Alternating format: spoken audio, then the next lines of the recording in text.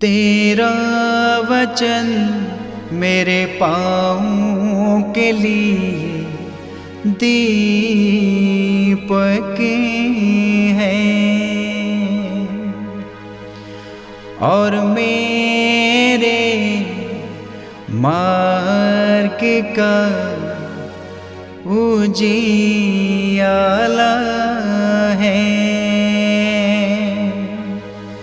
तेरा वचन मेरे पाँवों के लिए दीपक है।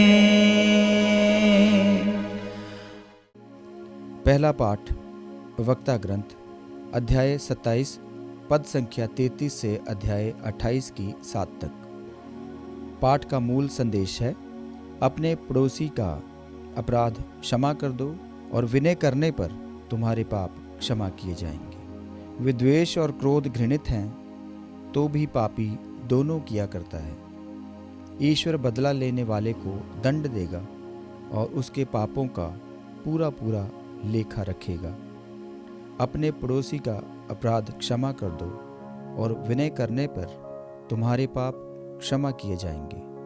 यदि कोई अपने मन में दूसरों पर क्रोध बनाए रखता हो तो वह प्रभु से दया की आशा कैसे कर सकता है? यदि वह अपने भाई पर दया नहीं करता तो वह अपने पापों के लिए क्षमा कैसे मांग सकता है? निरा मनुष्य होते हुए भी यदि वह बैर बनाए रखता है तो उसे अपने पापों की क्षमा कैसे मिल सकती है? अंतिम बातों का ध्यान रखो और बैर रखना छोड़ दो। विकृति तथा मृत्यु का ध्यान रखो, आज्ञाओं का ध्यान रखो और अपने पड़ोसी से बैर न रखो। सर्वोच्च ईश्वर के विधान का ध्यान रखो और दूसरों के अपराध क्षमा कर दो। यह प्रभु की वाणी है। ईश्वर को धन्यवाद। भजन अनुवाक्य। प्रभु दया तथा अनुकंपा से परिपूर्ण है, वह सहनशील है और अत्यंत प्रेममय है। प्रभु दया तथा अनुकंपा से परिपूर्ण है, वह सहनशील है और अत्यंत प्रेममय है। मेरी आत्मा प्रभु को धन्य कहे, मेरा सर्वस्व उसके पवित्र नाम की स्तुति करे। मेरी आत्मा प्रभु को धन्य कहे और उसके वरदानों को कभी नहीं भुलाए। अनुवाक्य। प्रभु दया तथा अनुकंपा से परिपूर्ण है, वह सहनशील है और अत्यंत प्रेममय। वह मेरे सभी अपराध क्षमा करता और मेरी सारी कमजोरी को दूर करता है। वह मुझे सर्वनाश से बचाता और प्रेम तथा अनुकंपा से मुझे संभालता है। अनुवाक्य। प्रभु दया तथा अनुकंपा से परिपूर्ण है, वह सहनशील है और अत्यंत प्रेममय। उसका क्रोध समाप्त हो जाता है और सदा के लिए नहीं बना रहता। वह ना तो हमारे पापों के अनुसार हमारे साथ व्यवहार करता है और न हमारे अपराधों के अनुसार हमें दंड देता है। अनुवाक्य। प्रभु दया तथा अनुकंपा से परिपूर्ण है, वह सहनशील है और अत्यंत प्रेममय। आकाश पृथ्वी के ऊपर जितना ऊंचा है उतना महान है अपने भक्तों के प्रति प्रभु का प्रेम। पूर्व पश्चिम से जितना दूर है, प्रभु हमारे पापों को हमसे उतना ही दूर कर देता है। अनुवाक्य। प्रभु दया तथा अनुकंपा से परिपूर्ण है, वह सहनशील है और अत्यंत प्रेममय। दूसरा पाठ रोमियो के नाम संत पौलुस का पत्र अध्याय 14 पद संख्या 7 से 9 तक। हम में से ना तो कोई अपने लिए ही जीता है और ना अपने लिए ही मरता है। यदि हम जीते रहते हैं तो प्रभु के लिए जीते हैं, और यदि हम मर जाते हैं तो प्रभु के लिए मरते हैं। इस प्रकार हम चाहे जीते रहें या मर जाएं, हम प्रभु के ही हैं।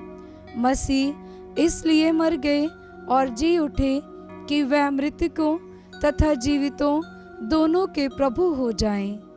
ये प्रभु की वाणी है। ईश्वर को धन्यवाद। जय घोष हालेलुया। अनुवाक्य। हालेलुया। धन्य है वह राजा जो प्रभु के नाम पर आते हैं। स्वर्ग में शांति, सर्वोच्च स्वर्ग में महिमा। अनुवाक्य। हालेलुया। पवित्र सुसमाचार संत मत्ती के अनुसार अध्याय 18 पद संख्या 21 से 35।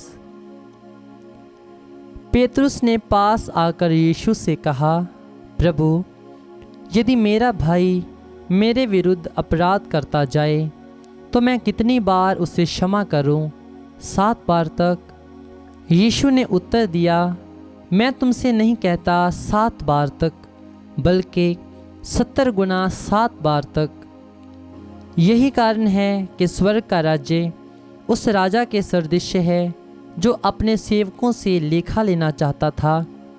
जब वह लेखा लेने लगा तो उसका लाखों रुपयों का एक कर्जदार उसके सामने पेश किया गया। अदा करने के लिए उसके पास कुछ भी नहीं था। इसलिए स्वामी ने आदेश दिया कि उसे उसकी पत्नी, उसके बच्चों और उसकी सारी जायदाद को बेच दिया जाए और ऋण अदा कर लिया जाए। इस पर वह सेवक उसके पैरों पर गिरकर अनुनय विनय करने लगा, मुझे समय दीजिए और मैं आपको सब चुका दूंगा। उस सेवक के स्वामी को तरस आया और उसने उसे जाने दिया और उसका कर्ज माफ़ कर दिया। जब वह सेवक बाहर निकला तो वह अपने एक सह सेवक से मिला जो उसका लगभग 100 दिनार का कर्जदार था। उसने उसे पकड़ लिया और उसका गला घोंट कर कहा, अपना कर्ज चुका दो।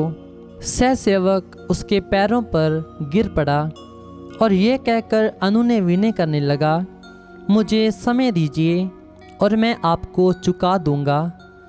परंतु उसने नहीं माना और जाकर उसे तब तक के लिए बंदी गृह में डलवा दिया जब तक वह अपना कर्ज ना चुका दे।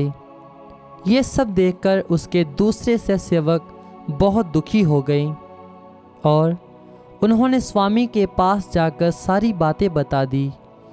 तब स्वामी ने उस सेवक को बुलाकर कहा, रे दुष्ट सेवक, तुम्हारी अनुनय विनय पर मैंने तुम्हारा वह सारा कर्ज माफ़ कर दिया था, तो जिस प्रकार मैंने तुम पर दया की, क्या उसी प्रकार तुम्हें भी अपने सह सेवक पर दया नहीं करनी चाहिए थी? और स्वामी ने क्रुद्ध होकर उसे तब तक के लिए जल्लादों के हवाले कर दिया जब तक वह कौड़ी कौड़ी ना चुका दे। यदि तुम में हर एक अपने भाई को पूरे हृदय से क्षमा नहीं करेगा तो वह स्वर्गीय पिता भी तुम्हारे साथ ऐसा ही करेगा। ये प्रभु का पवित्र सुसमाचार है। ख्रिस्त की जय।